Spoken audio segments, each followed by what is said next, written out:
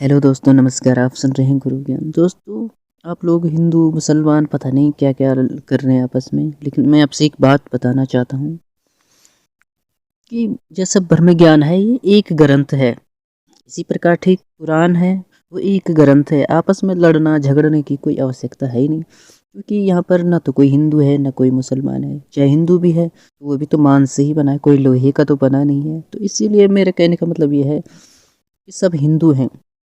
दूसरी बात, हमारे समय में हर युग हर वक्त में परिवर्तन हुआ है। उदाहरण के तौर पर एक समय था जब दीवार घड़ी बनाई गई थी, लेकिन फिर जानकार ऐसे आए तो उन्होंने क्या बनाया, हाथ की घड़ी, छोटी घड़ी बना दी, यानी दीवार घड़ी से छोटी घड़ी बनाई। इसे कहते हैं समय का परिवर्तन।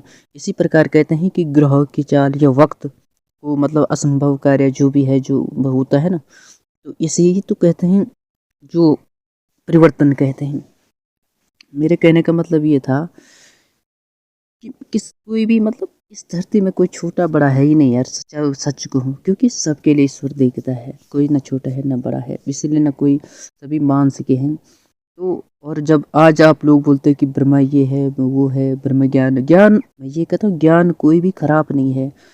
जब हमारे बीच हनुमान शिव आए हैं, माता आए हैं, गणेश जो भी गणेश आए हैं, ये एक प्रकृति, एक वर्त के लिए, एक समय परिवर्तन के लिए हुआ। और ये झूठ नहीं है, ये एक सत्य है। इस बात को आप समझ नहीं पाओगे, क्योंकि आप अब सच्चाई में आपको बता रहा हूँ, एक टेबल दीवार घड़ी थी, उसके बाद हाथ की घड़ी हो गई, उसके बाद यही घड़ी मोबाइल में हो गई।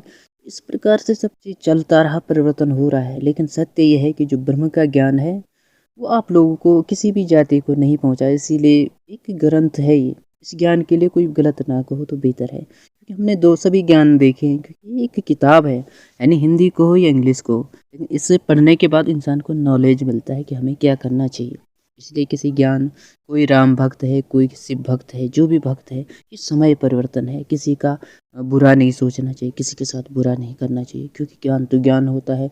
गुरु चाहे इंग्लिश का हो, संस्कृत का हो, या किसी चीज़ का, गुरु कोई भी हो सकता है, किसी जाति धर्म का होता है। गुरु का काम होता है कि रास्ता दिखाना, आपका एक ऐसा वो करना जो मतलब जो आपको पता नहीं है। गुरु ही तो बताएगा इस चीज़ को, और कौन जानता होगा।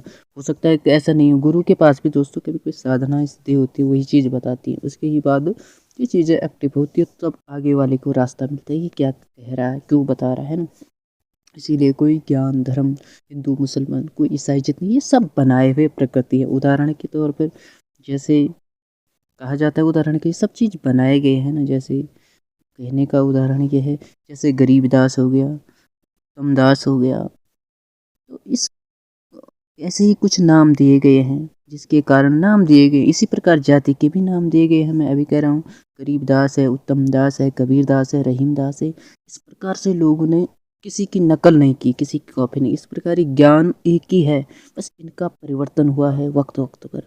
और हमारा परिवर्तन क्या है कि सबको इस चीज़ का भी नॉलेज होना ही चाहिए। ये ज्ञान सबको मिलना चाहिए। जैसे उदाहरण के तौर पर सबके घरों में लाइट होना बहुत ज़रूरी है। किसी को कुचलना, किसी से भेदभाव करना, किसी को नीचा ऊंचा दिखाना, ये ये अपने लिए गलत है, क्योंकि ये गलत है और ये गलत रहेगा। किसी जाति का मजाक नहीं उड़ाना चाहिए। छोटी जाति का क्या हुआ तो क्या हुआ, क्योंकि कर्म अपने अपने होते हैं। और हमेशा जिसको तुम छोटी जात नीच जात कहते हैं, उसी में कमल का फूल खिलता है। इस चीज़ के बारे में बताऊंगा, ये कारण कैसे है कि जैसे तुमने जैसे हरी जात को मतलब जो छोटी जात होती है उसको मतलब क्यों ऐसा कहा गया है। इस चीज़ के लिए मैं वीडियो ज़रूर बनाऊंगा, आपको अब पता चलेगा ये कारण क्या है। नीच जाति में ही जानकारों का जन्म क्यों होता है, कलाकार नीची जाति से क्यों मिलते हैं ज़्यादातर, इसका रीज़न है।